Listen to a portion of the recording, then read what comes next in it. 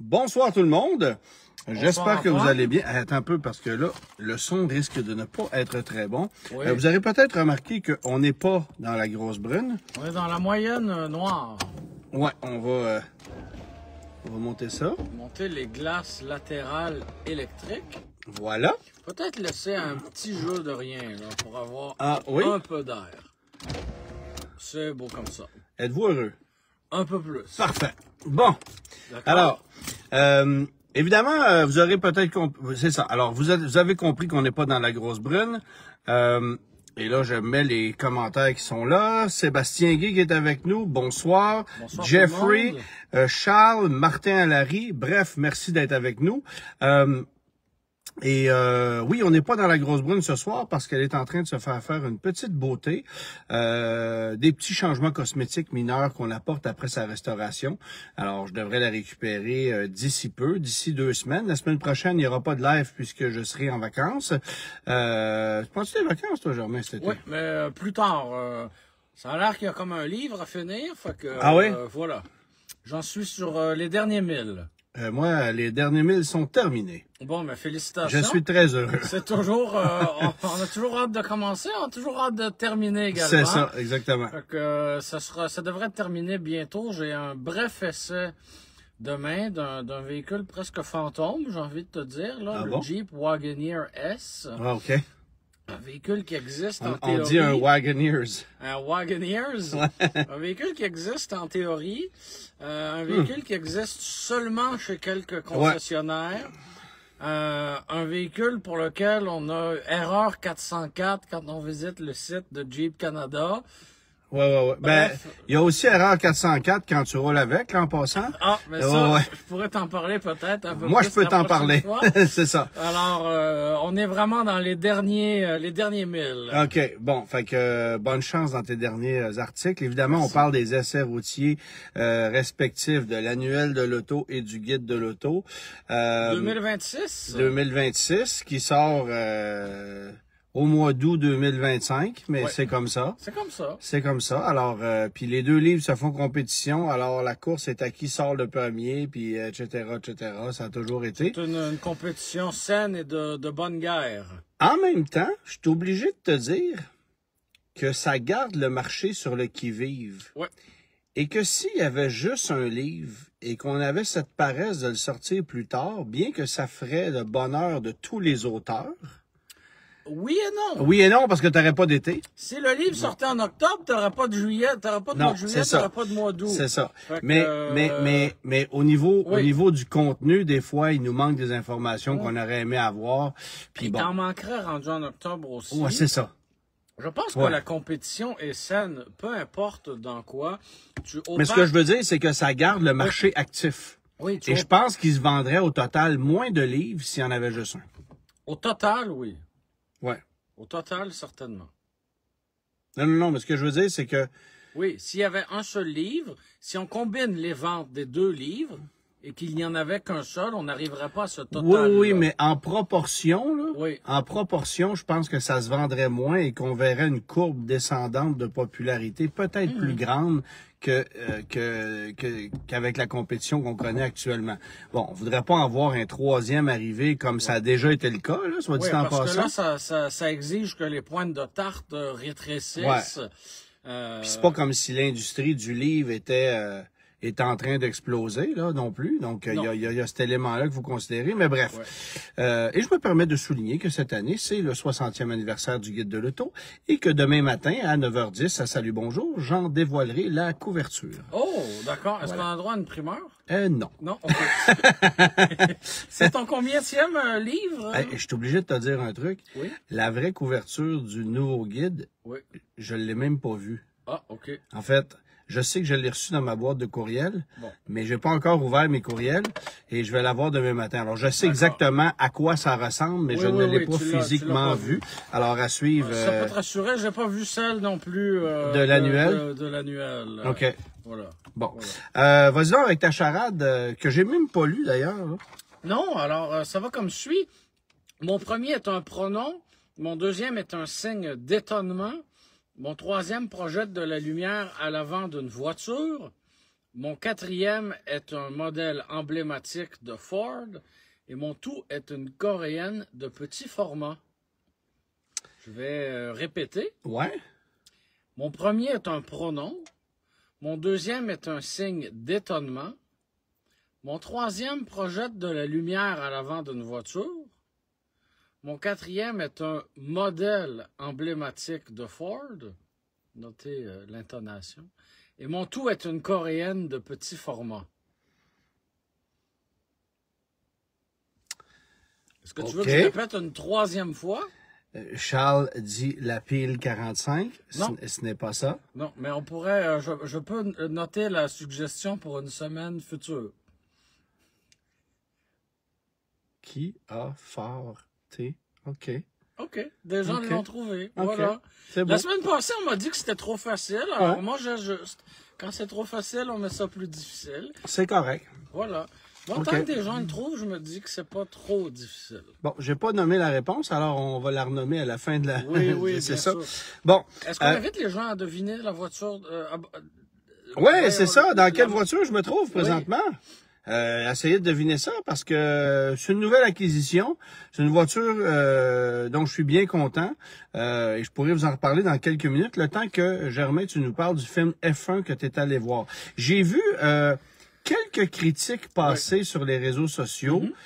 Pour la plupart assez positives, à l'exception de celle de notre ami Philippe Lagu, qui a détesté le film à s'en confesser. Et si je peux me permettre, Philippe avait adoré le film Ferrari sur l'histoire de Ferrari. Qui est pas bon. Qui est un navet. Un navet. Qui est vraiment pas bon. Et un navet, c'est pas assez fort, là. Tu sais, on en avait parlé tout juste à la sortie, puis bon, en y réfléchissant par après, ça se matérialisait. C'est vraiment mauvais comme film. As-tu vu le film Lamborghini? Non. Moi non plus. Non, parce qu'on m'a dit que c'était encore bien pire que Ferrari. Fait que là, à un moment donné, je veux pas me faire souffrance non plus. F1, j'avais des attentes assez élevées. Dans la mesure où je savais qu'on avait un budget de 300 millions de dollars. J'étais au courant de la distribution. Oui, il y a des gens qui font des blagues. Il y a des bonnes réponses, là. Bon, c'est ça. Donc, je savais qu'on avait une bonne distribution. Je savais qu'on avait un budget colossal. Donc, je m'attendais pas à Days of Thunder 2.0. Ça aussi, ça ressort en passant. Oui, il y a des choses comme ça qui ne devraient pas ressortir. Moi, il faut que je te dise un truc. Oui. Dans la liste, dans le top 5 des acteurs que je déteste le plus, Tom Cruise en fait partie. Je comprends. Je suis incapable. Puis j'ai pas écouté Top Gun le nouveau pour ça. C'est sûr que j'ai vu Top Gun le premier, c'est sûr que j'ai vu Days of Thunder. Mais tous les films de comment ça s'appelle là, les cascades là? Oui, Mission Impossible. Mission Impossible, j'ai jamais écouté ça parce que c'est Tom Cruise. Moi, on m'a traîné de force pour voir le dernier, mais c'est une autre histoire. Écoute, j'avais vu Vanilla Sky, que j'avais pas détesté. Oui. Mais Penelope Cruz faisait de la bonne job. T'as-tu vu j'oublie toujours le titre, mais il y en a un où il déménage en Supra. Il peine un U-Haul en arrière d'une Supra des années 80. Je sais pas. Non, mais j'essaie d'aller rejoindre, de sortir des éléments qui pourraient t'intéresser. Mais la bonne nouvelle, il ne joue pas dans F1. OK, mais explique-moi pourquoi il est partout sur les tapis rouges de ce film-là. Toutes les photos que je vois passer concernant le film F1, il y a Tom Cruise et Brad Pitt. Oui, Brad Pitt, c'est le personnage principal. Mais pourquoi Tom Cruise est là? Je sais pas, peut-être parce que... Okay, moi, j'étais sous l'impression, pour vrai, qu'il était dans le film. Là, tu me... Non, il est pas dans le film. Tu l'as vu, là. Il est pas dans le film, mais ce que j'ai compris, c'est que une partie de l'équipe était la même que pour Top Gun. Alors, est-ce que... oui, parce que ça a été tourné à Los Angeles, là. Et tu vois, ça, c'est un point intéressant. Oui, il y a eu des moments de tournage à Los Angeles, mais on a utilisé les vraies pistes. Et ça, pour Ta mère dit que c'est La Ferme, le film. La Ferme, oui. Le firme, c'est la firme. Comme dirait Patrick Huard, Rogatien, oui, le firme, c'est la firme. La firme. C'est ça. Mais oui, il y a des scènes tournées en studio, disons ça comme ça. Ouais. Mais il y a aussi des scènes tournées dans plusieurs pays. Ça a été tourné au Mexique, au Japon, en Europe. Donc, on a suivi le calendrier, finalement, de la Formule 1. On se retrouve un peu partout. Donc, ça, c'est très réaliste. Les pilotes actuels de la Formule 1 ont été aussi réquisitionnés pour faire le film. Ce sont les vraies écuries, les vraies marques. Tu sais, on n'est pas dans des images bidons, là. C'est très... Puis on a réussi à avoir les droits de diffusion des images de F1? Oui, c'est ce qui est assez... c'est ce qui est le plus magique. Parce que ça, on s'entend que dans le film sur Gilles Villeneuve, ça arrivera pas. Non, ça arrivera pas. Ce qui était pressenti, c'est que on allait couvrir l'histoire et la carrière de Gilles Villeneuve jusqu'à ce qu'il se tombe en F1. Jusqu'à l'arrivée en Formule 1. Tu sais. Ouais. Fait que ça, ben, pour moi, c'est quand même... il manque quelque chose, là. Tu sais, Sébastien Lajoie nous dit qu'il est producteur. C'est possible. OK. C'est possible. OK. C'est possible. Je me... Carl qui nous demande c'est quoi nos top 5 de films de char préférés. C'est une bonne question. Ouais. Merci à Martin pour les étoiles. Mais, je vais y réfléchir, mais bref. Ouais. Je suis pas celui qui écoute la Formule 1 tous les dimanches matins. Loin de là. Ouais. Je m'y intéresse parce que ça a 4 roues. Ouais. J'ai beaucoup aimé le film. C'est un excellent divertissement. C'est un film divertissant, un film d'action avec une saveur automobile, une saveur de Formule 1. On y croit. Oui, c'est une histoire hollywoodienne avec une histoire d'amour. Le vieux qui revient à la charge. Évidemment, j'aurais pu deviner la fin une demi-heure avant. Là. Okay. C'est pas ça la question, mais c'est un bon film. Disons ça comme ça. Okay. Je te le recommande, je le recommande. Mais j'attends-tu de le voir dans l'avion? Non, puis quelqu'un le mentionnait dans les commentaires, c'est le fun à voir en IMAX, c'est le fun à voir sur un gros écran, il y a de l'action, les prises de vue sont belles. Justement, regarde-le pas dans l'avion, parce que ça fera pas justice au visuel. Ben, tu vois, un film que j'avais écouté dans les airs et que j'ai revu par la suite, c'est pas un film d'auto pantoute, là, mais que j'ai redécouvert complètement, c'est le film sur Elvis Presley.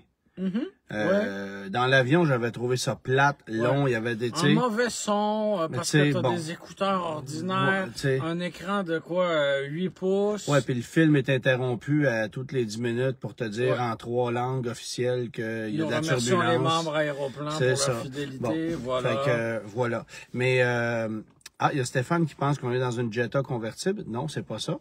Non. Mais il y a plusieurs personnes qui ont eu la bonne réponse. Mais avant d'aller à la voiture, je pense que la question de Charles était le fun. Ton top 5 de films de char préférés? Moi, c'est sûr que Ronin, pour la poursuite de voiture, c'est extraordinaire. Bien sûr. Duel, ça reste un classique. Ouais. Le premier Gone in 60 Seconds... Les deux. Moi, le premier de 1973, j'ai capoté. Le nombre de véhicules qui sont accidentés, c'est incroyable. Ouais. C'est incroyable. Ouais. Mais Gone in 60 Seconds avec Nicolas Cage, Angelina Jolie, quand c'était sorti,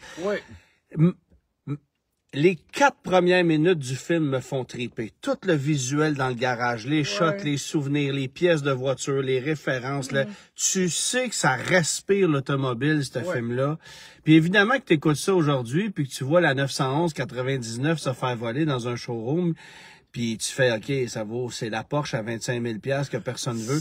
Mais faut que tu remettes ça en perspective. Oui. Tu sais. Et justement, tant qu'à remettre les choses en perspective, j'ai envie de te dire le premier Fast and Furious. Ben oui. Parce que c'est devenu comment Ah dire... non, non, c'est devenu quelque chose qui a pas rapport. C'est devenu une machine à cash. Puis c'est devenu une business gigantesque. Puis d'ailleurs, c'est Vin Diesel hier qui dévoilait le retour de Paul Walker dans l'ultime Fast and Furious. Ça fait 10 ans qu'il est mort, là. Tu sais, mais il va revenir dans l'ultime Fast and Furious. Elvis, il a pas sorti des disques après qu'il soit mort, là. Non. Bon, ben, Paul Walker, laissez-le enterrer, s'il vous plaît. En tout cas. Mais, bref. Fait que oui, on est très critique par rapport à l'évolution de Fast and Furious ou Fergus and the Fergus. Mais en même temps, quand c'est sorti, c'est début 2000, fin 80... C'est autour de l'an 2000, là, si ma mémoire est bonne. Ça a comme donné un souffle à cette culture de l'automobile. C'est sorti en 2001. Moi, je me souviens d'être allé au cinéma voir ce film-là avec un ami. Je revenais d'un voyage en Gaspésie. J'avais une Celica GTS à cette époque-là. Puis j'étais sorti du cinéma, puis écoute, je me retenais à deux bras pour pas brasser mon auto, là. Tu sais, t'étais tellement... ça avait aucun sens. Tu sais, quand tu comprends que ce film, à la base, devait être un documentaire, c'est devenu une fiction. Ouais. Les gens de la scène locale de voitures modifiées qui ont été impliqués. Ouais. Tu sais, quand tu comprends tout ça, il y a comme une valeur ajoutée, j'ai l'impression. Ouais. Après ça, ça s'est perdu certainement, mais il y a comme une naïveté dans le premier que je trouve intéressante, parce que c'est une histoire ordinaire, mais on s'attendait pas jamais de la vie à connaître le succès que ça a connu. Tu sais. Ben non, mais c'est rendu un business de centaines de millions de dollars, les droits sur tous les objets. Gran Turismo. Je l'ai pas vu, moi. Moi, j'ai trouvé ça correct, mais je peux pas dire que c'est un film qui m'a passionné. Je l'ai pas vu. Je suis obligé de te nommer Tucker.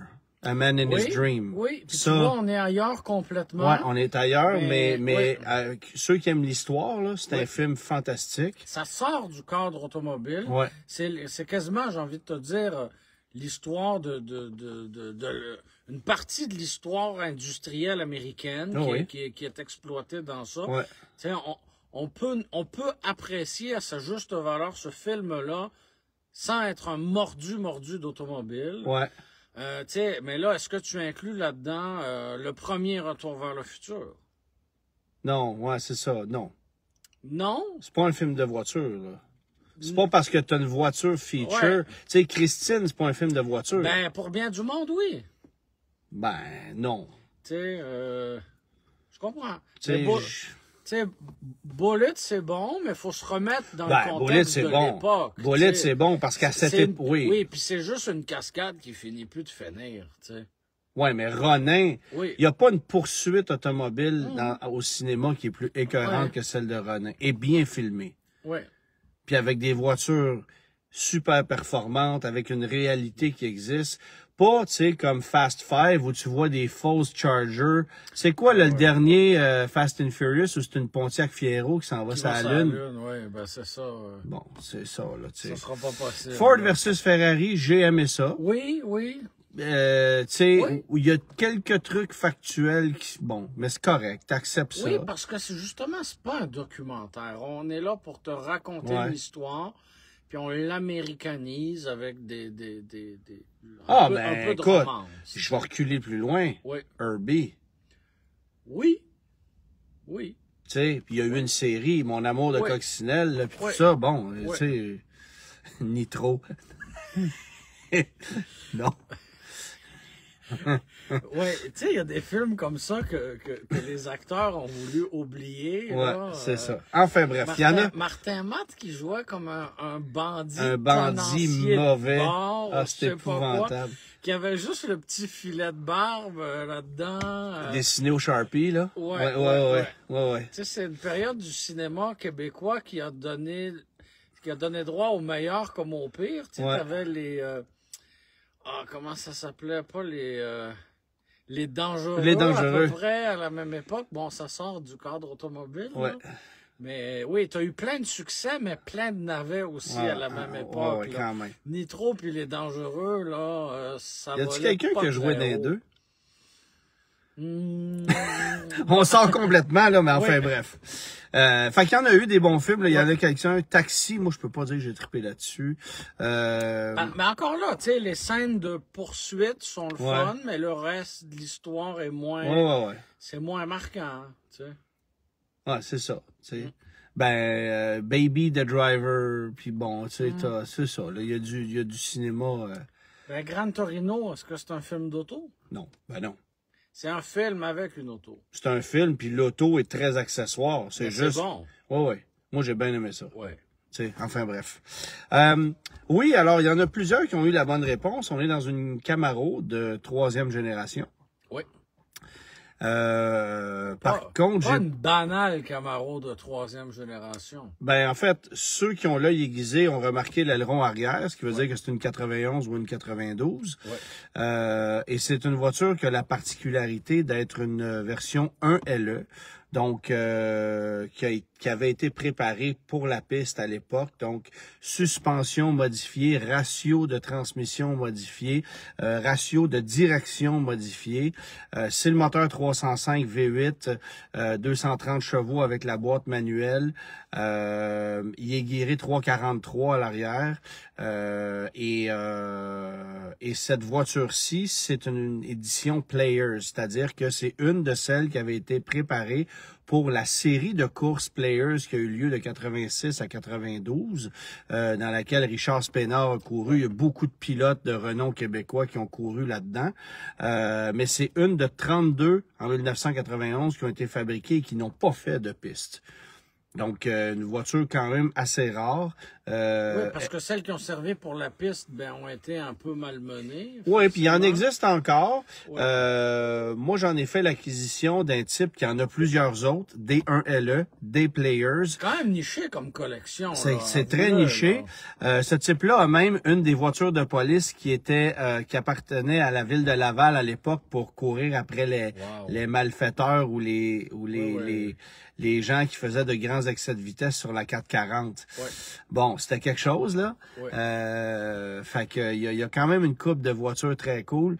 Alors, j'ai déniché cette pièce-là, boîte manuelle.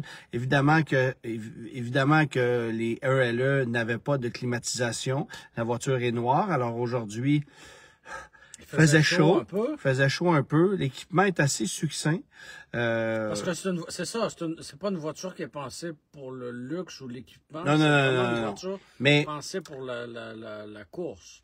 Mais ça brasse-tu comme une auto de course? Non, pas du tout. C'est plus ferme qu'une Aerox Z, là. Tu sais, oui. Il y a quelqu'un qui me demande, as-tu encore les écussons Players? Alors, j'ai les écussons Players. Le moteur a aussi cette particularité d'être scellé de compagnie parce que c'est un moteur qui était monté pour la course. Il est identifié à la série GM Players. J'ai le petit porte-clés série Players qui vient avec les clés de GM. Puis, à côté de toi, t'as le build sheet original de la voiture. Alors là, vous allez le voir à l'envers, mais grosso modo, ça vous donne une idée de... Tu mets comme ça, on le voit à l'endroit? Non. Non, c'est ça marche pas. Mais bref, j'ai le build sheet. Combien ça coûtait, neuf? 21 300 $. D'accord. Alors, tout le monde n'a pas acheté ça en 91? J'ai pas l'impression... premièrement, une 1LE, c'était une voiture relativement nichée. Fallait que tu veuilles ça. Tu fais des compromis quand tu achètes ça parce que tu n'as pas nécessairement d'accessoires de luxe, mis à part les vitres électriques. Tu n'as vraiment rien là-dedans. Ouais. Et puis, est-ce que c'était particulièrement connu? Est-ce que les gens n'avaient pas mieux acheter une Z28? Ouais. Puis les belles années de la Camaro étaient terminées. Là. Pour vrai, les années populaires de la Camaro, ça a été 82 à 88. Après ça, là, les ventes commençaient à fléchir.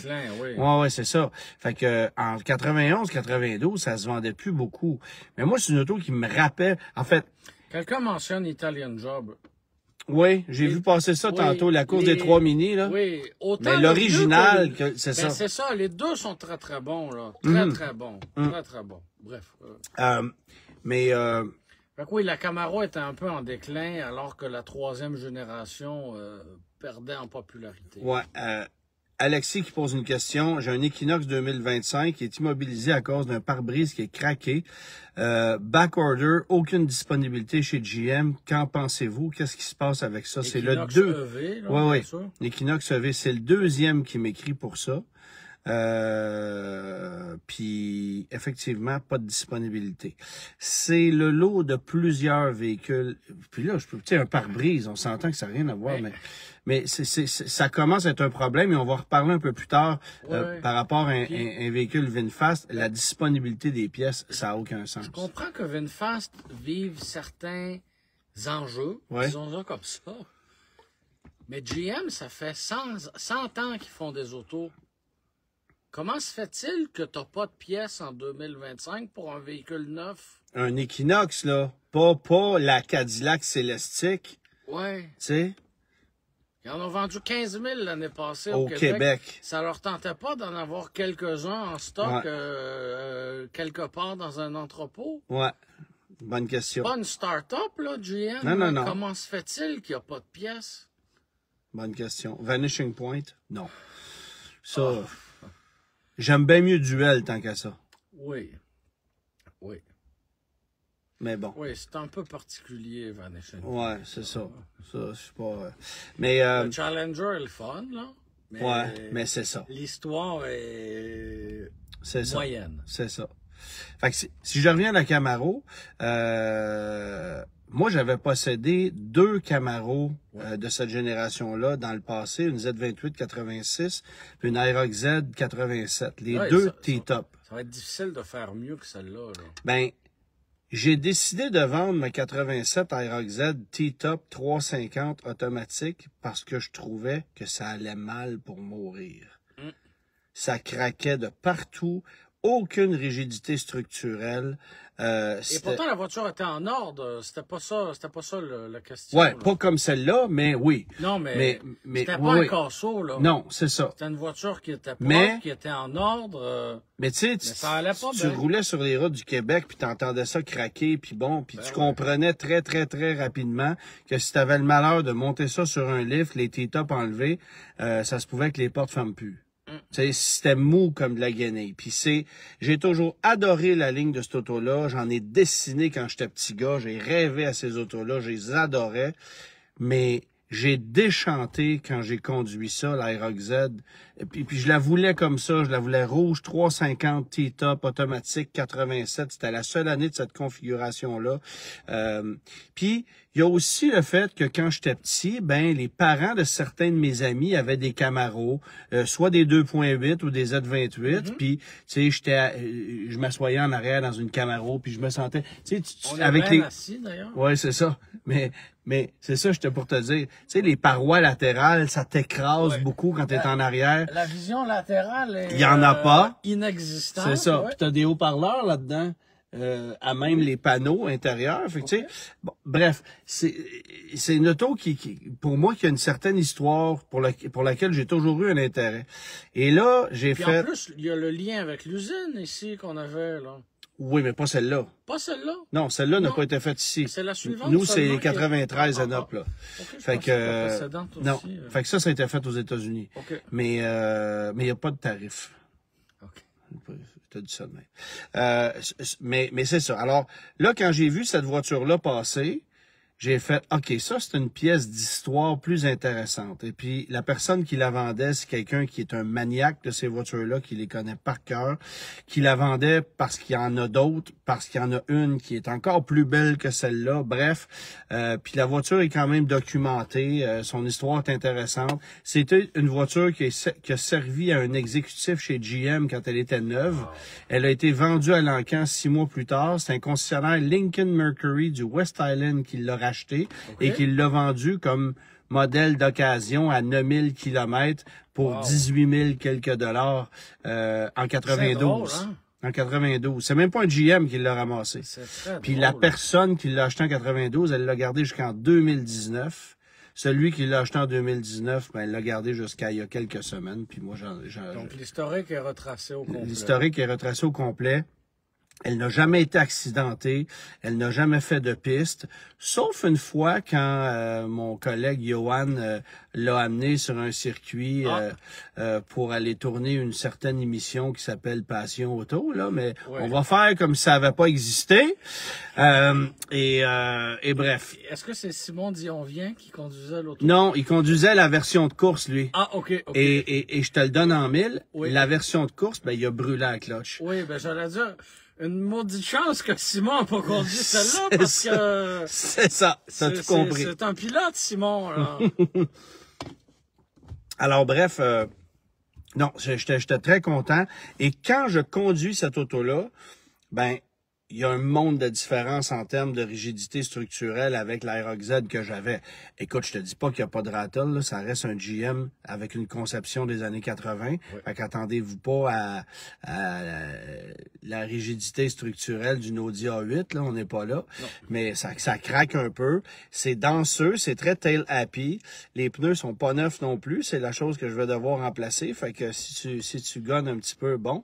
Mais c'est une auto qui est tellement plus solide, qui colle. Puis je comprends pourquoi sur un circuit, ça devait être amusant pour mourir, parce que c'est une auto en boîte manuelle qui est assez surprenante. Tu sais, moi, j'ai juste eu des automatiques, là. Ouais. Mais en boîte manuelle, c'est quand même cool, là. OK. C'est quand même cool. Fait qu'enfin, bref. Moi, je fais partie de ceux qui les aiment, ces dernières Camaro de troisième génération-là, justement avec les roues qui leur sont propres, l'aileron arrière, les jupes latérales aussi.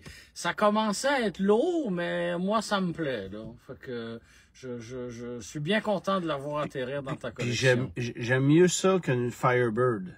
Oui. Parce que le gros museau massif d'un 91-12, j'aimais pas ça. Ouais. Mais il existe des Firebird 1LE, des Trans-Am 1LE 91-12. Ça, c'est encore plus rare. Ils en ont fait. Bon, évidemment, dans les documents que j'ai en arrière, j'ai toute la liste des productions par année, tout ça. Mais des Firebird, c'est encore plus rare. Je te dis pas que ça vaut plus cher ou que c'est plus recherché, mais c'est encore plus rare. Fait que voilà. Et peut-être que je l'amènerai aux voitures anciennes de Granby cette année, à moins qu'il fasse 37 degrés à l'ombre, parce que de la laisser cuire au soleil toute la journée pour rembarquer dedans à 17 heures, je sais pas. Rendu là, on verra. Ça s'en vient, les voitures anciennes de Granby? Oui, 25 au 27 juillet prochain. J'ai reçu le dernier magazine Taco. Qui est celui-ci. Vous pouvez vous abonner. C'est pas un magazine culinaire? Non, non, c'est pas. C'est ça. Oui, ça donne faim. À cette heure-là, oui. Puis j'ai trouvé ça intéressant dans le dernier numéro. Je vais retracer ça. Il y a un article sur les autos des années 80 que j'ai trouvé quand même très cool. Ça fait changement justement des articles de Camaro, Corvette, Firebird, Challenger. Là. Oui. Les plus belles classiques des années 50. Oui, c'est ça. Avec, on a vu. Avec la musique qui vient avec, là. Mais, puis, il y a, là, évidemment, dans le dernier magazine, il y a tout l'horaire du prochain événement. Alors, je vous le donne en mille, là. L'encan, c'est à quelle heure? Bon, l'encan, ça commence, un petit peu, c'est le samedi, c'est de 10h à 16h30. D'accord. Puis on peut s'inscrire sur place. Évidemment, c'est une tradition, là. Fait que c'est pas comme si on réinventait la roue, mais vous pouvez acheter vos billets en ligne. Si vous avez fait ça, vous pouvez rentrer plus rapidement, plus efficacement sur le site. Fait que attendez pas trop tard pour arriver sur le site. Ça se peut qu'on vous refuse à la porte si vous vous pointez là à 10h15. Le terrain, ça se peut qu'il soit plein. On dit que les guichets ferme à 17h. Ça coûte pas cher inscrire sa voiture. Vous rentrez avec la voiture puis vous allez l'exposer. Moi, j'ai peut-être une demande personnelle aux gens. Si vous avez, mettons, je sais pas moi, une Chrysler Intrépide 95 avec des pneus d'hiver en avant, des pneus d'été finis en arrière, le cendrier bien plein, puis des rouillés aux quatre coins avec des vitres teintées mauves qui ont pleines de bulles. Vous pouvez la laisser dans le stationnement des visiteurs et prendre la navette et laisser la place à parce que évidemment, cet événement-là ne serait pas possible sans tous les bénévoles qui sont sur place. Et ce ne sont pas tous les bénévoles, évidemment, qui ont l'œil aiguisé pour pouvoir juger de ce qui rentre ou ce qui rentre pas. Donc, il y a des gens qui profitent de ça pour aller se parquer sur le terrain avec leur minoune. Puis ça, je trouve ça quand même un peu ordinaire. Oui, il faut dire que c'est une exposition qui est très inclusive. Non, mais puis c'est ça que je veux dire. Donc ça, c'est la beauté de la chose, mais en contrepartie, effectivement, t'en as qui t'as l'impression qu'ils sont allés magasiner chez Kenny Leopold le matin même, puis ils arrivent avec leur véhicule. Une minorité. Mais c'est pas, tu sais, c'est sans jugement, là. Il y a des gens qui ont des voitures anciennes, qui sont pas en parfait état, ou c'est un pick-up GM des années 60 avec la patine sur les côtés, ben, parfait, viens. Non, mais si t'as une Ford Tempo, un peu abîmée, mais qui se tient encore debout, puis que tu l'aimes, c'est parfait. Oui. Mais si tu veux juste entrer ta minoune sur le terrain pour éviter de chercher un parking dans les rues, c'est ça, là, que j'ai un peu plus de misère. Fait que, tu sais, il y a ça parce que il y a des gens qui se font refuser à la porte avec des super belles voitures parce qu'à un moment donné, midi moins 5. Tu sais, c'est ça. Fait que, mais c'est un événement qui dure sur 3 jours. On va souhaiter que la météo soit clémente, là, parce que ça n'a pas été facile au mois de juin. Au mois de mai, mois de juin, là, ça n'a pas été facile côté météo. On a un bel automne cette année. Puis je vais amener une voiture, moi, dans le Car Corral cette année. Ouais. Laquelle? J'aurai une AMC Matador à vendre sur place, mais pas la grosse brune, c'est-à-dire... C'est une grosse brune, mais pas la grosse brune. C'est ça. C'est une grosse brune, mais pas la grosse brune. Alors, tous ceux qui m'ont dit qu'ils voulaient acheter la grosse brune quand moi je l'ai acheté, ben c'est votre chance de l'acheter cette fois-là. Voilà. Elle n'a pas été restaurée, celle-ci, par contre, et elle n'a pas de boiserie. Non. Ben, elle tient debout, pour vrai. Puis elle va bien. Oui. Pour vrai... c'est pas une auto... pas gênante. Non. C'est pas une voiture neuve, là. Non. Mais c'est ça. Elle n'est pas garantie. Puis aujourd'hui, là, tu sais... Est-ce que tu peux la dédicacer à l'acheteur? Oui, mais ça ne vaudra pas plus cher. T'as vu la dédicace que j'ai mise sur ma grosse brune aussi? Oui. C'est ça. Fait que, parce que je me suis amusé.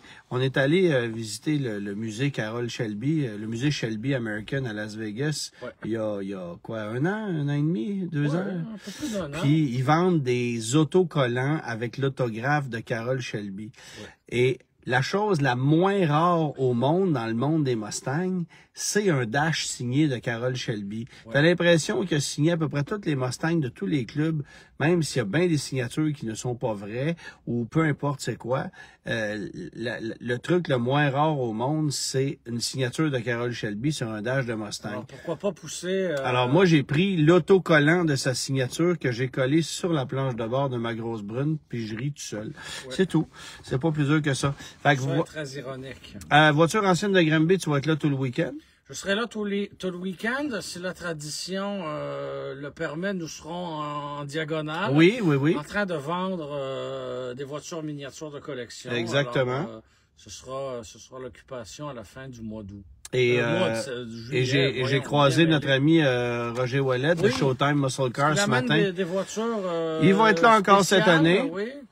Roger, aujourd'hui, je l'ai fait travailler sur une voiture qu'il n'aime pas. Tu l'as fait travailler ou tu l'as fait sacrer? Je l'ai fait sacrer. Tu sais, quand tu dis, tu sais comment ton matin commence, mais tu sais pas comment ta journée va finir, là.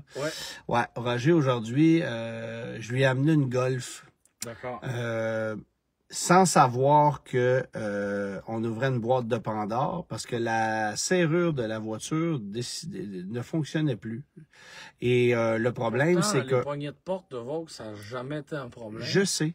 Mais là, le gag, c'est que on donnait cette voiture-là dans le cadre de l'émission Rouleau suivant quelques heures plus tard aujourd'hui. Et donc, fallait que ça fonctionne. Et semble-t-il qu'on s'est rendu compte aujourd'hui que ça marchait plus. Alors, Roger a ouvert le panneau de porte et là, le bordel. Le festival mexicain était dans la porte. Écoute, tu sais, là, ça a pris 5 heures. Il a passé plus que la moitié de sa journée là-dessus pour que je puisse finalement m'en aller avec ma gueule. Non, pas tant. Pas tant. Je l'ai payé en conséquence. C'est ça. Il a fait, mais on le salue. Juste un mot, par exemple, si jamais vous avez une Volkswagen à faire réparer, n'allez pas chez Showtime Muscle Car. Roger fait dire qu'il préfère de beaucoup les voitures américaines. Il se sent plus à l'aise de les réparer. Mais enfin, bref, merci quand même, Roger, du coup de main, parce que sans ça, on aurait été un petit peu dans la smoule ce matin. Ben, on l'était finalement. finalement. Là, c'était Das carrément ça. Problem. Das Problème. Exactement. Fait que Roger va être là, Fabrice, V8 Passion va être là, ça va être la tradition encore une fois. Moi, je vais être là tout le week-end avec mon kiosque. Je vais amener la grosse brune restaurée sur place, peut-être la Camaro aussi. T'amènes-tu une voiture, toi? Véhicule? J'amène une remorque, moi, Antoine. Mais t'amènes-tu le e-Baron? Non. Non? Je peux pas amener 2 véhicules. OK. Je comprends. Voilà. Dommage. Je peux pas me doubler. Ouais, effectivement. Nissan, ah oui, puis c'est ça que je vous montrais aussi. Oui. Le magazine Taco, il y a quelques années, avait fait l'histoire de ma Matador. Oui. De l'AMC Matador, quand j'avais fait la route 66. Et là, dans le prochain numéro, vous allez retrouver un article sur la grosse brune restaurée. Parce que il y a une évolution à cette voiture-là. Ça fait quand même 8 ans que j'en ai fait l'acquisition. Elle a vieilli pendant 7 ans et elle a rajeuni pendant 1 an. Elle a vieilli pendant 7 ans et elle a rajeuni pendant 1 an, effectivement. J'ai parcouru 29 000 kilomètres en 8 ans avec l'auto, dont 10 000 kilomètres sur la route 66 aller-retour. Là. Mais je m'en sers quand même un peu. Oui. Tu sais, c'est pas que d'autres. Plus que d'autres, c'est ça. Fait que à suivre. On a eu la chance de s'entretenir avec Christian Meunier, qui est le président de Nissan pour les Amériques. Bon, a déjà été président de Nissan Canada, président de Nissan aux États-Unis, président d'Infiniti à l'échelle mondiale, président de Jeep à l'échelle mondiale. Il a sacré son camp de chez Jeep assez rapidement. S'est contenté de nous dire qu'il avait appris beaucoup en travaillant avec les gens de Stellantis. C'est différent de travailler pour un manufacturier américain et un manufacturier japonais. C'est parce que c'est un manufacturier italien. Aussi. Principalement. Oui. Okay. C'est que ça. Et pourquoi ça marche pas? Pour ça. Tu sais, je veux pas être plate, là, puis là, tu vas trouver que c'est un gros jugement, ce que je vais te dire là, mais les Italiens sont excellents pour faire de la pizza. Oui. Mais en même temps, c'est un pays qui a une culture automobile. Oui, il y a une culture automobile, mais ils savent pas comment en vendre. Puis la vérité, c'est que si Stellantis n'existait pas, Alfa, Fiat, tout ça, ça serait mort. Ouais. Tu sais, on s'entend dessus, il n'y a pas une marque là-dedans qui fait de l'argent. Non, c'est sûr. Fait que ce qui garde toutes ces marques italiennes-là en vie, c'est Jeep et Ram. Oui, puis là, ils ont de la misère, là. Parce que le reste coûte trop cher. Ouais. Tout le reste, tu sais, je veux dire, c'est le principe de quelqu'un est en train de se noyer. Ouais. Est-ce que tu lui lances une corde ou est-ce que tu te jettes à l'eau pour aller l'aider? Ouais. Ben, c'est ça. Là, tout le monde s'est jeté à l'eau, puis tout le monde est en train d'être emporté ça ressemble énormément à ça. Puis ça commence à être très critique du côté de chez Jeep et Ram. C'est limite inquiétant. Puis, écoute, je te dis ça, là, parce que je me suis amusé à magasiner un pick-up cette semaine. Ouais. Et je regardais le line-up Ram, là. Ouais. Si tu veux pas un crew cab... Il n'y a pas grand-chose. T'as juste un Pentastar. Tu peux pas avoir un quad avec le Hurricane. Non. C'est étrange. Puis là, ils vont peut-être ramener un MI là-dedans, dans des versions plus bas de gamme. Ouais. Mais, puis tu sais, ils sont pas compétitifs d'un prix. Ouais. C'est pas un mauvais camion, mais ils l'ont pu pantoute. Il y a quelque chose qui ont échappé, mais complètement. Oui, ils ont échappé le Ram classique. Oui, mais je veux dire, aux États-Unis, le Ram classique se vendait pas tant que ça. Il y avait une meilleure formule de vente. Ouais. Puis, rendu où on est là, en 2025, le Ram nouvelle génération a 7 ans. Oui, c'est ça. Fait que c'est plus comme si c'était une nouveauté, c'est quasiment rendu un classique, là. On s'entend-tu? Presque. Fait que se passe-t-il? Mais là, les marques italiennes sont toutes en train de les faire couler. Puis, évidemment, Christian Meunier, par son professionnalisme, n'est pas allé parler contre son ancien employeur. Non. Mais on a compris que c'était du gros folklore, puis que dans le contexte dans lequel il se trouvait, il n'y avait pas grand-chose à faire avec ça. Alors lui, il est parti, il est allé en année sabbatique. Il y a probablement une question de marge de manœuvre aussi, tu sais. Quel pouvoir on donne à un président de Jeep quand tout est décidé en Italie, par exemple? Ouais. Est-ce que les dés étaient joués d'avance? Est-ce que... Ah, il y a toutes sortes de... Oui, c'est ça. Voilà. Mais Puis c'est drôle parce que j'écrivais un texte ce matin sur le Jeep Wrangler 392 que j'ai conduit aux États-Unis il y a pas longtemps, qui est pas vendu au Canada en 2025. Fait que c'était vrai chez nous, c'était une Final Edition, mais pas aux États-Unis. Okay. Puis vraiment pas parce qu'il va revenir en 26. D'accord. Mais tu sais, je regardais les chiffres de vente, c'est une catastrophe, là. Le Wrangler, les ventes, c'est catastrophique. C'est comme si le party était terminé. Ben, puis non seulement les ventes sont en chute libre chez Jeep, mais Ford vend des Broncos comme jamais. Ouais. Fait que, tu sais, je m'explique assez mal cette transition. tu me vendrais jamais un Bronco. Perso, là, le seul Bronco que j'aime, c'est un 2 portes, base, roue d'acier, 2.3 litres. Mais tu sais, un Bronco Raptor, pour moi, là, c'est comme si tu me mettais un T-shirt Head Rush sur le dos. Fait que je m'explique assez mal cette transition-là. Comment ça, soudainement, le Bronco connaît, entre guillemets, un certain succès, puis que le Wrangler est en déclin? Il se vend encore plus de Wrangler que de Bronco. Oui. Mais le Wrangler a besoin de se réinventer, puis je pense que les acheteurs de Bronco, ce sont des nouveaux acheteurs. Je pense pas qu'il y a tant de ce qu'ils appellent dans le jargon du cross-shopping entre les deux. Je comprends. Mais il y a peut-être bien des acheteurs de Jeep qui n'en ont pas racheté un deuxième ou un troisième. Ah, ben ça, c'est l'histoire de Jeep depuis toujours. Combien de gens achètent un Jeep? T'en as deux, puis c'est tout, là. Non, mais si t'en as un deuxième, tu vas rester fidèle à la marque. Parce que tu tripes vraiment là-dessus.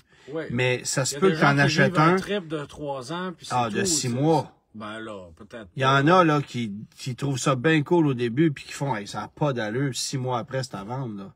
Ouais.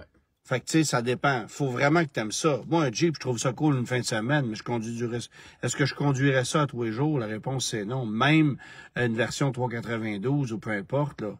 Tu sais, c'est pas, ça brasse son homme. Tu peux pas parler au cellulaire là-dedans, c'est impossible.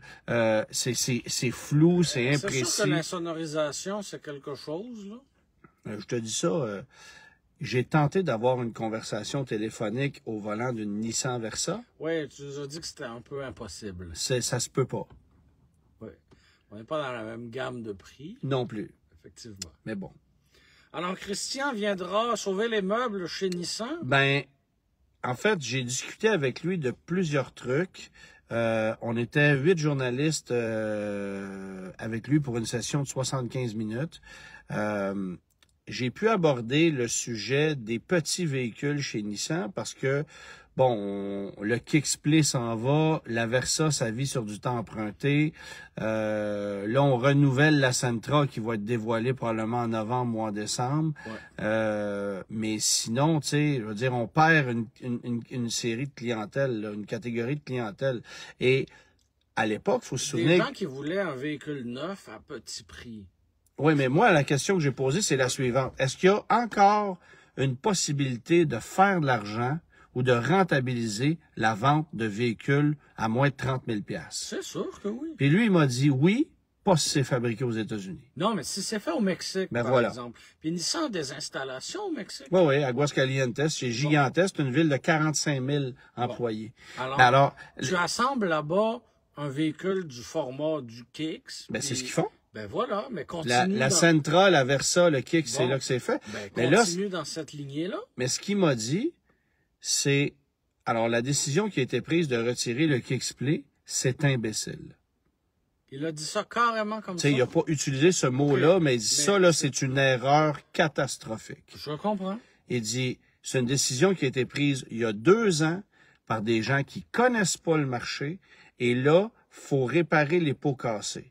Il dit, il est trop tard pour revenir sur la décision parce que les stratégies sont faites en conséquence. Ben oui, il faut organiser ça. Mais il dit, ça fait partie de ma priorité de ramener un véhicule d'entrée de gamme qui se situerait sous le Kicks de nouvelle génération. Ouais. Et Antoine, si Mitsubishi est capable d'assembler un RVR au Japon puis le vendre au prix qu'ils le font en ce moment, c'est sûr que Nissan est capable d'assembler un petit casseau au Mexique, puis faire un peu de sous avec ça. Bon.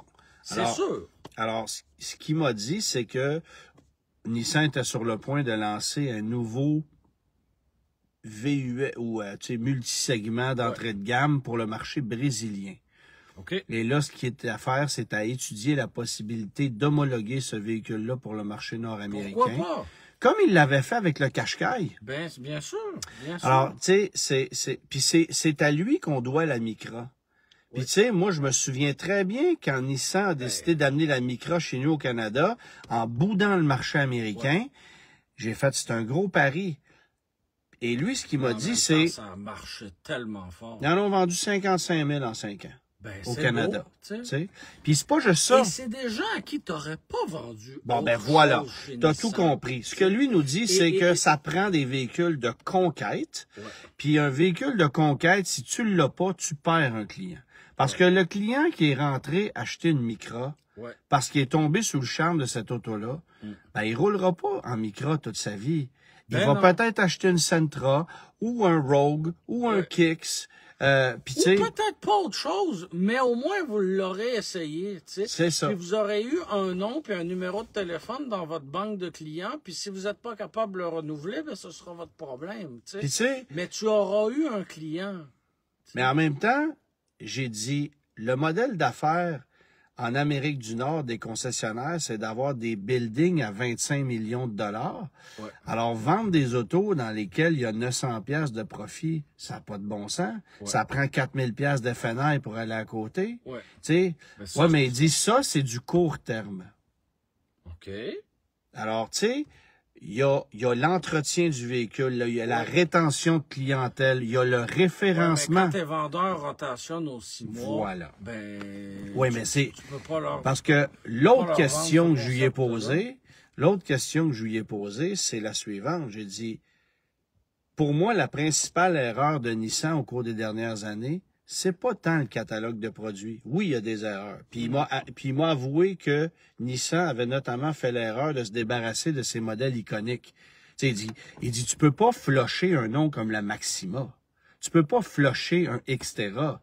Un Xterra, ça se vend aussi cher aujourd'hui usagé que ça se vendait il y a 20 ans. Une Micra, ça se vend combien en ce moment?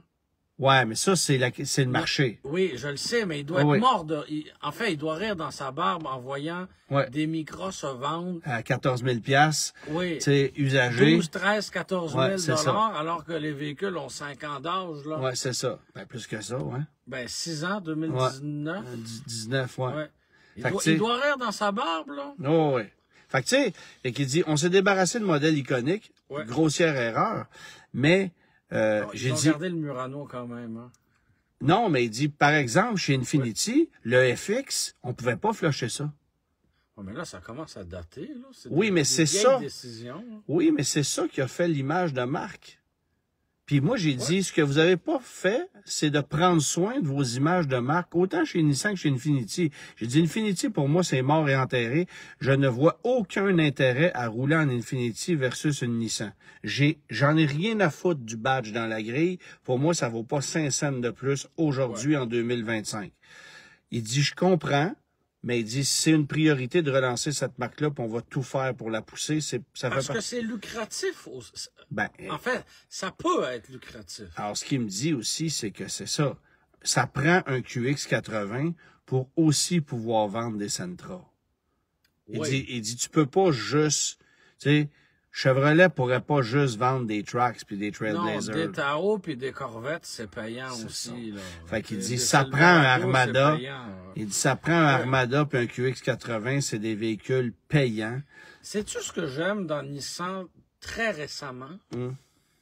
C'est que j'ai l'impression qu'ils essayent des choses. Et ça, j'ai toujours envie de saluer l'effort. Ils ont fait un Armada Nismo qu'on a vu la semaine passée. C'est laid sans bon sens, là. Hein? Puis personne n'a demandé ça. T'sais? On est d'accord. Mais sais-tu quoi? Ils essayent quelque chose, ils lancent une ligne à l'eau, ils font parler de la marque. Pourquoi pas? T'sais? Il y a finalement un Rogue PHEV qui va arriver. Les langues sales vont dire « Ah, il est ben trop tard. » Qu'est-ce qu'on en sait? T'sais?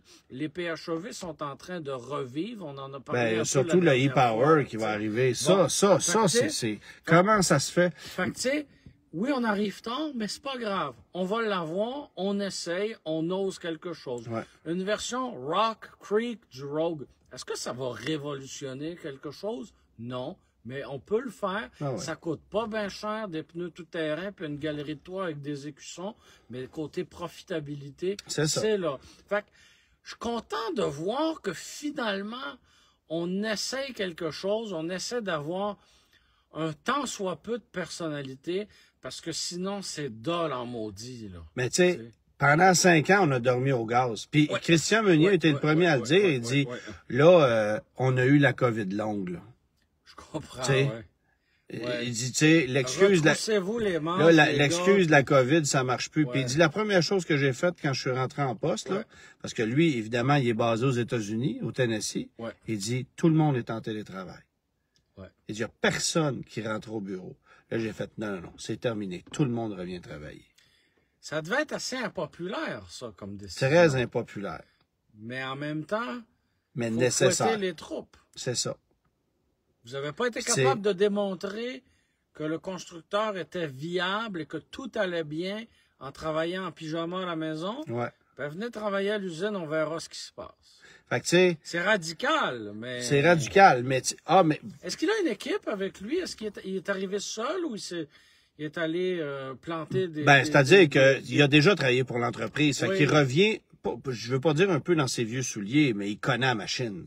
Oui. Puis il connaît les têtes dirigeantes, puis il sait ceux qui prennent des bonnes ou des moins bonnes décisions, tu sais, bon. Mais c'est sûr que lui, la rentabilité... Il dit, l'objectif ultime, là, c'est de vendre des autos, là. On dirait qu'on l'a... faire de l'argent en vendant des autos. C'est ça. Puis il dit, ça, là, ça a été oublié. Ouais. Il dit, aussi drôle, ça peut se paraître. Les beaux principes de mobilité, puis de tout ce que tu veux, là, tu sais, puis de villes connectées, que... C'est tout bien beau, là, mais vendez un peu de tôle, puis entretenez-la après ça, puis gérer les concessionnaires, gérer les inventaires, assembler vos véhicules comme du monde, revenir un peu à la base. Des fois, ça peut faire du bien.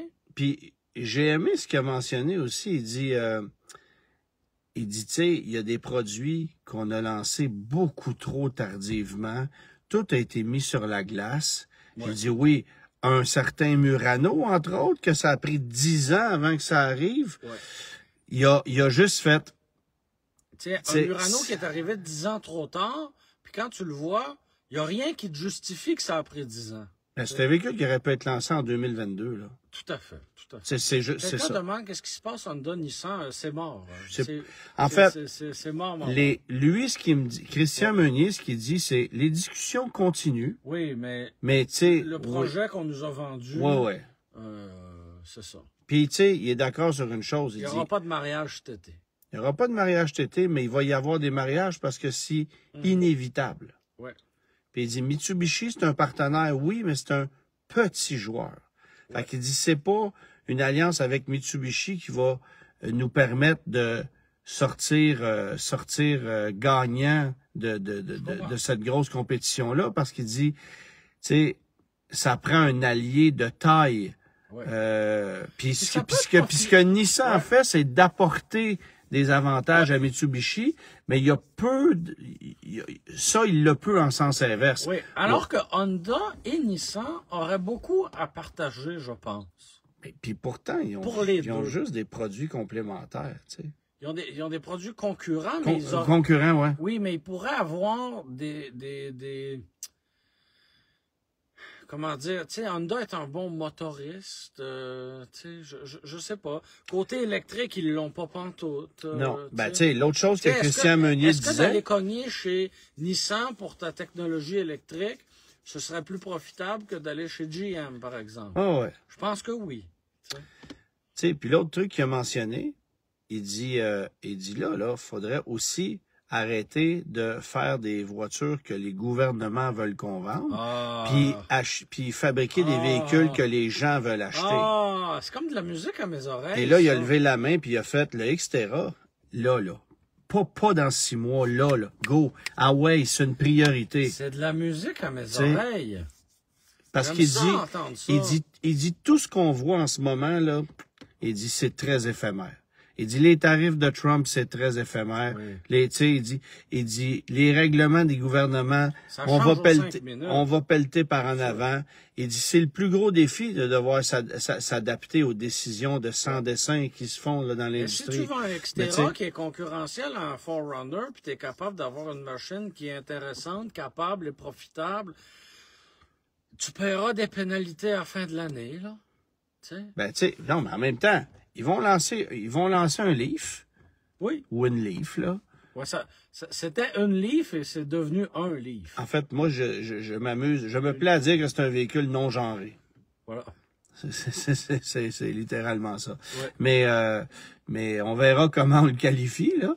Ouais. Mais oui, c'est ça. Tu sais, ils vont amener ça sur le marché. Puis la nouvelle Sentra, on verra ce que ça va donner. Va-tu avoir, tu sais, ça va être... Tu sais, ce qui m'inquiète... la même affaire, mais remodelée. Tu sais, ce qui m'inquiète, c'est que ça, c'est le genre de produit qui a été développé pendant la période poche. Ouais. Tu sais, fait qu'on verra. Tu vas-tu encore avoir un 4 cylindres 2 litres, une CVT identique, le même tableau de bord? Ben, tu sais, la boîte à outils est pas très remplie, là. Fait ben voilà, fait que si tu mets pas le 2 litres, tu mets quoi? Pas de 3 cylindres, s'il vous plaît. Ah! Ben non! Pas de 3 cylindres. Ben non. Pas de 3 cylindres, là. Pas 3 cylindres. Ils l'ont fait pour le Rogue, là. Ouais, mais là, il serait Atmo dans... Ben non, il est pas... Je sais pas. Regarde. Je sais pas. Ah ouais. Je ne sais pas quoi te dire. OK. Puis évidemment, ben tu sais, c'est ça. On a parlé des petites voitures, on a parlé de l'avenir d'Infiniti, ils veulent mettre beaucoup d'emphase là-dessus. Ouais. La Maxima, moi j'avais vu des esquisses d'une future Nissan Maxima électrique qui était loin d'être LED d'ailleurs. Ouais. Mais tu sais, c'est quoi le marché pour une berline électrique? Ben, tu sais, en fait, c'est qu'il y en a déjà. Il y a déjà des Model 3, il y a déjà des Ioniq 6, il y a déjà des i4. Puis tu vas-tu appeler ça une IMAX? Tu sais? Non. Je suis pas sûr de l'intérêt, mais j'aime entendre la volonté de construire, bâtir et vendre des autos que les gens veulent acheter. Ben, c'est ça. On prédit la même finalité à l'automobile à essence que le Kodak, par exemple. Moi, je suis patient, puis je suis pas sûr que je vais le voir le moment Kodak de l'automobile à essence. Ouais. Aujourd'hui, Stellantis annonçait le retour de SRT. Ouais. Ouais. Ben, sais-tu quoi? C'est une bonne nouvelle. On a tellement focusé sur l'automobile électrique, puis diminué les cylindrées, puis rajouter des turbos sur un 600 lignes, puis essayer de faire comme si on avait du fun quand même. Non. J'ai pas ton enthousiasme. Moi, je suis enthousiaste. C'est Tim Kucinskis qui l'a annoncé, ça. Ben oui. Puis s'il y a quelqu'un qui est capable de le faire, c'est lui. Mais il y a un boss en Italie qui va lui dire, oui, mais il faut vendre des Fiat 500 puis des Giulia. Regarde, on les donne. Ils ont encore baissé de prix, hein, les Fiat 500. Ils ont encore baissé de prix. Puis j'en vois pas plus sur la route. Pour vrai, donnez-les. 5 piastres par semaine, tu sais, je le sais pas. À 5 piastres par semaine, moi, en acheter une. Tu sais, Antoine, des gens m'ont dit dans mon entourage, j'en ai pas besoin, j'ai déjà un char qui va bien, c'est tellement pas cher, puis il est cute, j'ai envie de l'acheter juste pour ça. Ouais. Il devrait avoir une promo, acheter une paire de jeans, obtenir une Fiat 500. Tu sais, donnez-les, il n'y a rien d'autre à faire. Je suis extrêmement enthousiaste de voir SRT revenir, de voir mais sous quelle forme? De voir RAM retourner en NASCAR, brûler du pétrole avec des camions de course. Mais sous quelle forme, SRT, là? On a viré à gauche 2 minutes, on a vu qu'on était dans un cul-de-sac parfait, 180 degrés, puis retournons à ce qu'on sait faire, retournons à ce à quoi la clientèle nord-américaine désire acheter, puis on va leur livrer la marchandise. Je l'ai bu, le Kool-Aid. Je l'ai bu. Ouais. Je l'ai bu, je suis enthousiaste. C'est correct. Mais c'est-tu viable? Tu peux-tu ramener une auto avec un gros 8 puis continuer de vendre ça? Ça se vendait comment, le Charger, en dernière année aux Je te parle pas de États-Unis? l'argent, je te parle des normes. Non, je te La parle raison- d'unité. Ah non, ça se vendait en tabarouette. Ben voilà. Il était plus capable de passer les normes. Ben, ils ont des Wagoneer S, puis ils ont des Non, Fiat non. 500 électriques. Oui, mais c'est pas ça le point. C'est que Ah oui, les normes vont changer.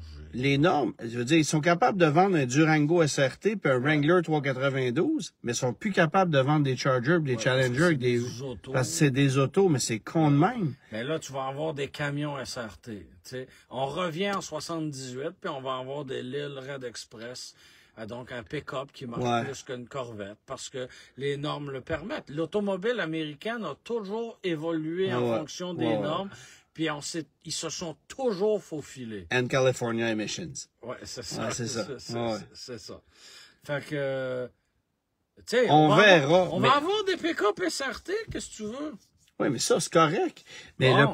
le point, c'est que Puis les au rames final, vont acheter, tu sais. mais au Le final, Ram ils font-tu Ro, là, tout? c'est aussi hot qu'un TRX? Jamais. Jamais de la vie, tu sais. Jamais Ro. de la vie. Ro. Ben quoi? C'est quoi? RHO, Ouais. le Ramro. Ouais. Mais. T'as peur que est- ce soit un feu de paille? Non, j'ai peur que ça serve à payer les gaffes des marques italiennes dont on, tu sais, Ben ça se peut. Maserati, Hey, c'est-tu mort, tu sais. tu sais, Fiat, Ouais. dans un marché local européen, ça, OK, Pour vrai, on ça jase, aurait- là. Ça aurait pu marcher, Fiat. oui, Ça mais aurait pu. tant qu'à ça, Renault aussi, Oui. tu sais. Puis ils l'ont pas fait. Puis Renault sont pas Ils arrivés l'ont ici pas avec fait. la 5 électrique. Ouais. Puis tu sais, ils l'ont, tu sais, Ils l'ont pas fait. c'est ça. Ils doivent regarder la 500 puis se dire, eh mon Dieu, on a bien fait. Ils l'ont pas fait. Oui, mais ils ont eu encore la même stratégie de cave qu'ils ont eu avec. Tu sais, là, chez Stellantis, là, Ouais. écoute, ils ont mis sur le parc presse, là, Ouais. tout récemment, un Chrysler Grand Caravan 2025 à 53 000 $. Oui, monsieur. Ça, là, c'est une Pacifica de base 2016 qui a aucun changement. Tu sais que c'est le vieux radio, il y a rien, là. Tu sais, c'est une vanne de Une belle location. idée. Pendant ce temps-là, pas de Fiat 500, pas de Wagoneer Non, non, mais- S, pas de Ram Hurricane, Explique- rien de ça. Rien de ça. Explique-moi où Qu'est-ce tu que tu veux t'en faire avec ça? où tu t'en vas. Ben, vendre des véhicules à des compagnies de location à court terme. Non, mais ce que je veux dire, c'est C'est que pas viable comme projet. ce là. véhicule-là à 53 000 $, c'est une vraie joke, là. Ben, je prendrais n'importe quelle autre mini-fourgonnette avant. Tu sais, puis la Fiat 500, pourquoi vous l'avez pas amené à 33 995 au jour 1? Parce qu'il y Pas avait- il y l'afficher avait 43 12 000 000. de rabais. Oui, mais ça a été ça l'erreur. T'as amené un auto à 43 000 $, Ouais. puis t'as fait à croire pendant une courte période que tu pouvais bénéficier d'un crédit à 12 000. Les gens ont pas tant mordu à l'hameçon parce que ton taux était à 8,49 puis nanana. Ouais. Puis là, Tu sais, Antoine, il ne faut pas oublier, là, la Fiat 500, c'est super niché. oui. Pourquoi ils ne sont pas arrivés avec une voiture, mettons, de ce format-là? Non, ou mais un la peu Fiat plus gros? 600 Oui, électrique. qui aurait 4 portes. C'est tu ça, sais. je te dis. La Fiat C'est- 600 électrique, c'est Je veux bien l'équivalent. croire qu'il y a 4 sièges là, dans la Fiat Non, 500 non. électrique, mais tu ne veux pas te faire souffrance. là. Mais Tu la vas Fiat faire ça. 600, eux, Oui. qu'ils ont du côté de l'Europe, Oui. c'est l'équivalent du Jeep Avenger chez Fiat. Bon. Bon, d'abord, le Jeep Avenger, expliquez-moi pourquoi on l'a pas, là. C'est une excellente Tu sais, question. parce que ça, c'est format Nissan Kicks, Oui. puis ça existe en hybride, ça existe en Ça full coûterait électrique, pas 65 000 mais il est fabriqué en Italie pareil. Fait que ça C'est- doit être une semi-guenille. Ben, tu sais, est-ce que ça va bien? Est-ce que c'est révolutionnaire? Probablement pas. Mais au moins, tu n'aurais pas perdu toute une clientèle. Je sais Ouais. pas, tu sais. Quelqu'un pose une excellente question. Le Gladiator 4XE va-t-il finir par Non. arriver? Ça, Ça sera pas en 2026. C'est confirmé par les gens de Jeep. Ils ont c'était payé- supposé être 2025, Cinq, si je ouais. me rappelle bien. Ça sera même pas 2026. Puis, c'est comme une question taboue. On réalise qu'on plafonne avec le Gladiator et qu'on plafonne avec un Wrangler 4XE. Fait que là, est-ce que de combiner ça, c'est avec le Grand Cherokee aussi.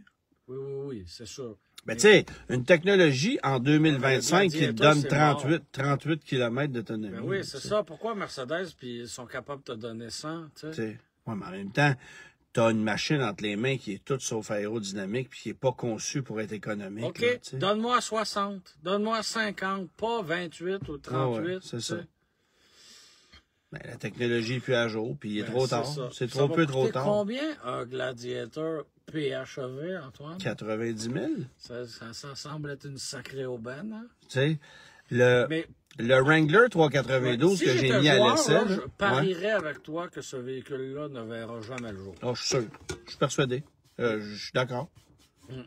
Mais tu vois, le Wrangler 392 ami que j'ai conduit aux États-Unis, en dollars US, coûtait 113 000. C'est pas cher. À 112 000 tu as un Defender V8 aux États-Unis. C'est pas cher. Tu sais... Je veux bien croire que c'est cool, là. Attends. Un Wrangler avec un EMI, là. C'est ça. C'est cool, là. Mais c'est-tu 113 000 US cool? Pas tant, là. Versus un Defender avec un V8? Hey, c'est pas la même chose, là. En fait, les deux ont des formes plutôt angulaires. Oui. Oui, mais parce que dans la tête des gens de Jeep qui sont en Italie, ils pensent qu'ils rivalisent avec Land Rover. La perception des Italiens de la marque... Parce que ça, c'est l'autre affaire. La perception des Européens face à la marque Jeep, c'est que c'est une marque exotique. Mais là où c'est bâti, c'est moins exotique. C'est ça. À Toledo, là, les Jeeps, c'est pas exotique. Peut-être qu'en Italie, oui. Mais, tu sais... C'est ça. Fait que là, si tu penses que Jeep, ça peut être un équivalent de Land Rover, Mercedes-Benz ou Jaguar, oups. C'est pas tout à fait ça. C'est pas tout à fait. Mais c'est la perception des Italiens, c'est ce qui a couru à leur perte. Le virage luxe de Jeep, on peut pas encore dire mission accomplie, là. Ben, pas pantoute. C'est pas fait, là. Les Wagoneer puis les Grand Wagoneer, ça se vend plus. Ben non. Bon, le temps file. Oui. On a un dossier dont je veux parler. Oui. C'est celui de VinFast, encore une fois, qui a été accidenté. Je vous lis l'histoire, OK? Parce que c'est un courriel qui m'a été envoyé, puis j'ai communiqué avec la personne par la suite. Oui. Un propriétaire qui s'appelle François Picard, qui veut que son histoire soit entendue. Bonjour, Monsieur Joubert, je vous écris pour une problématique que j'ai avec la valeur à neuf de mon véhicule, le VinFast VF8. Mon véhicule a été accidenté le dimanche de la fête des mères, le 11 mai. Le véhicule a été à la carrosserie et a suivi les étapes. Là, mon véhicule est encore chez la carrosserie et vu qu'il est réparable, mais que les pièces ne sont pas disponibles, toutes en backorder, l'assureur me dit que s'il le déclare perte totale sans être perte totale, ils vont m'indemniser pour sa valeur et non pas en vertu de la valeur à neuf. Grosso modo, c'est ce qu'il me dit. Et je me suis informé avec l'AMF et ça a l'air que c'est une procédure que les assureurs ont le droit de faire. Et je me pose la question, est-ce que je suis pris entre l'arbre et l'écorce parce que la valeur du véhicule qu'ils veulent me donner versus ce qu'il me reste à payer n'a pas de bon sens? Wow. Là, regarde bien. Il dit, c'est comme une définition de patate chaude, ça? Ben, tu sais... Tu veux t'en débarrasser, mais t'es pris avec entre les mains, puis tu vas être perdant dans tous les cas? Il dit, l'assureur m'a obligé à prendre une valeur à neuf pour assurer le véhicule. Ça, je sais pas si c'est défendable ou si c'est vrai. Est-ce qu'un assureur a le droit d'obliger ça? Là, il est un peu tard pour se poser la question. Ben, c'est ça.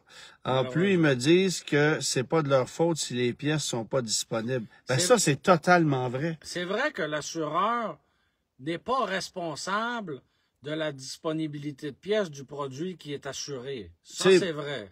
Mais un VinFast VF8, là, acheté il y a pas tout à fait 2 ans. Ben, en fait, il y a exactement 2 ans. Ça coûtait quand même 55-60 000 $, là. Bon. Les dommages sont évalués initialement à 23 680. L'assureur ne paierait que 18 890, estimant que l'évaluation est trop élevée. Ça, c'est Cooperator, l'assureur. Évidemment, la voiture de courtoisie, ils l'ont étirée jusqu'au 30 juin, mais après ça, c'est terminé. Oui. Oui, parce qu'il y a des limites, là, à un moment donné, là, puis on le comprend, là. Puis, le véhicule, il reste 24 paiements de location de 750$ plus 27 000 de buyback. Ouf!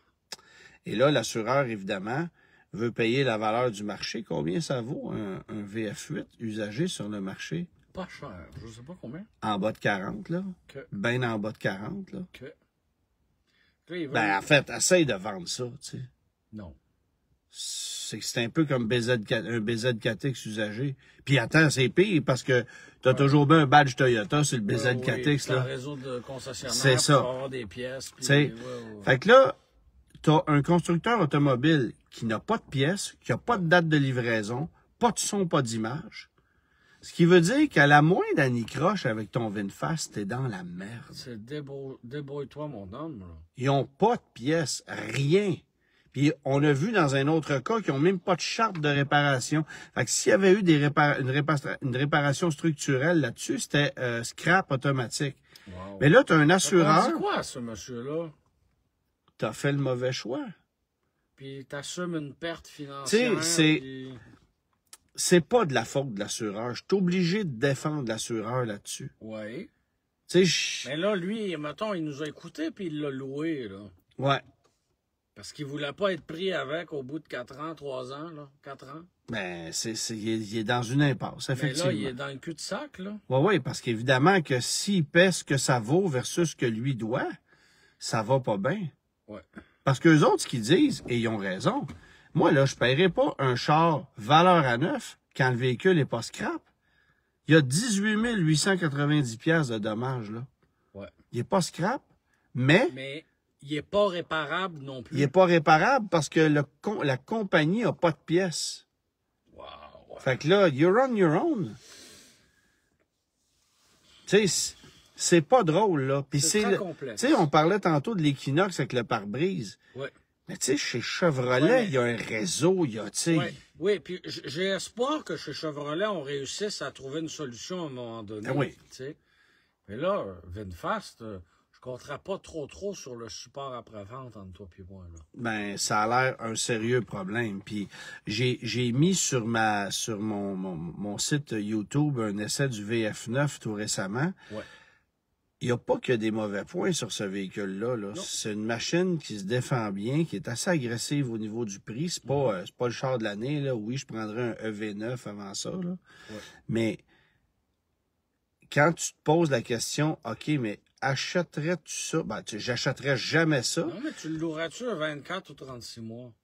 Ben, la réponse, c'est qu'en termes de prix, tu sais, en location, là, dans le contexte actuel, un VF9 Plus, 7 passagers, avec quasiment 500 km d'autonomie, ça coûte le même prix par mois qu'un CR-V Touring.